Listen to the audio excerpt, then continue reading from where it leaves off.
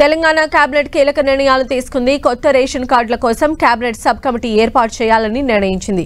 ఈ sub committee ration కార్డుల జారీకి విధి విధానాలు రూపొందించనుంది. రేషన్ కార్డుతో పాటు ఆరోగ్యశ్రీ కార్డులు విడిగా ఇవ్వాలని మంత్రివర్గం నిర్ణయం తీసుకుంది. మరోవైపు క్రికెటర్ సిరాజ్, బాక్సర్ నిఖత్ జరీన్ కు గ్రూప్ 1 ఉద్యోగం ఇవ్వనున్నారు.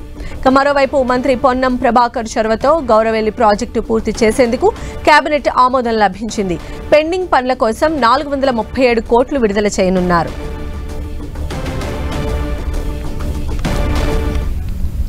అసెంబ్లీలో శుక్రవారం జాబ్ క్యాలెండర్ విడుదల చేస్తామని మంత్రి పొంగులేటి శ్రీనివాసరెడ్డి తెలిపారు. కోదండరాం, అమీర్ అలీ ఖాన్ ను మళ్లీ ఎమ్మెల్సీలుగా నామినేట్ చేస్తూ కేబినెట్ తీర్మానించిందని చెప్పారు. ఎన్నికల మేనిఫెస్టోలో ఏదైతే చెప్పిన దాంట్లో భాగంగా జాబ్ క్యాలెండర్ ప్రకటిస్తామని చెప్పాం. అసెంబ్లీ సాక్షిగా జాబ్ క్యాలెండర్ను ప్రకటించబోతున్నాం. ఆ వివరాలన్నీ అసెంబ్లీ సాక్షిగా యావత్ తెలంగాణ రాష్ట్రంలో ఉన్న నిరుద్యోగ తమ్ముళ్ళకి, చెల్లెమ్మలకి తెలియచేయనున్నాం. తెల్ల రేషన్ కార్డులతో పాటుగా ఆరోగ్యశ్రీ కోసం ఆరోగ్యశ్రీ కార్డులని విడివిడిగా ఇవ్వాలి అనేది ఈ రాష్ట్ర ప్రభుత్వం కేబినెట్ నిర్ణయించింది.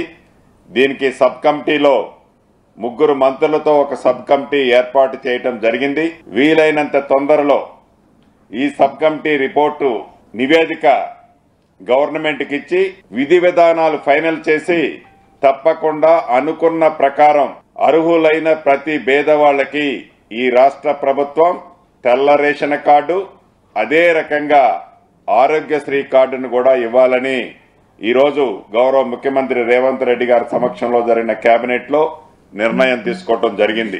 ఇటీవల గవర్నర్ గారు ఏదైతే 2 ఎమ్మెల్సీలకు సంబంధించినది ఫైలు తిరిగి ప్రభుత్వానికి వెనక్కి పంపడం జరిగింది. మళ్లీ ఈ కేబినెట్ లో పెద్దలు కోదండరాం గారిని, అదే రకంగా అమీర్ అలీ ఖాన్ గారిని, ఇద్దరు పేర్లని రికమెండ్ చేస్తూ ఎమ్మెల్సీలుగా మళ్లీ గవర్నర్ గారికి ఫైలు రికమెండ్ చేసి పంపటం జరిగింది. ఈ కేబినెట్ లో ఎవరెవరికో క్రీడల్లో పాల్గొన్న వాళ్ళకి ఆనాటి ప్రభుత్వం సహాయ సహకారాలు అందించిందని గొప్పలు చెప్పుకొని మాటలకే కొంతమంది విషయంలో పరిమితమైంది.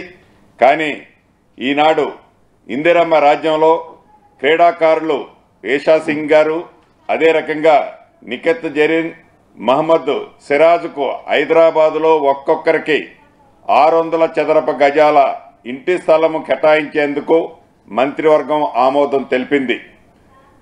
నిఖత్ జరీన్కు, సిరాజ్కు గ్రూప్ 1 స్థాయి ఉద్యోగాలు ఇవ్వాలని నిర్ణయించడం జరిగింది. ఈ Gouravelli project left canal, right canal ని కంప్లీట్ చేయటం కోసం ఆనాడు వాళ్ళు ఏదైతే ఆర్భాటంగా శాంక్షన్లు చేసిన ఎస్టిమేట్లలో ల్యాండ్ ఎక్విజిషన్ లాంటి కాంపోనెంట్లు కూడా పెట్టకుండా ప్రాజెక్టులు కేవలం వర్కుల కోసమే పెట్టిన సందర్భం మనం చూశాం.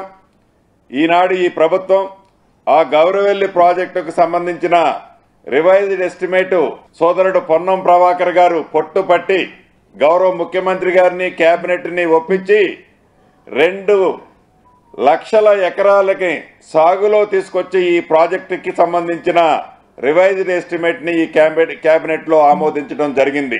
ప్రధానంగా గోదావరి నీటిని మల్లన్న సాగర్, షామీర్పేట చెరువు నుంచి అక్కడ నుండి హైదరాబాద్ లో ఉన్న జంట నగరాల జలాశ్రయానికి ఉస్మాన్ సాగర్, హిమాయత్ సాగర్ కు తరలించేందుకు మంత్రివర్గం ఆమోదం తెలిపింది ఈనాడు.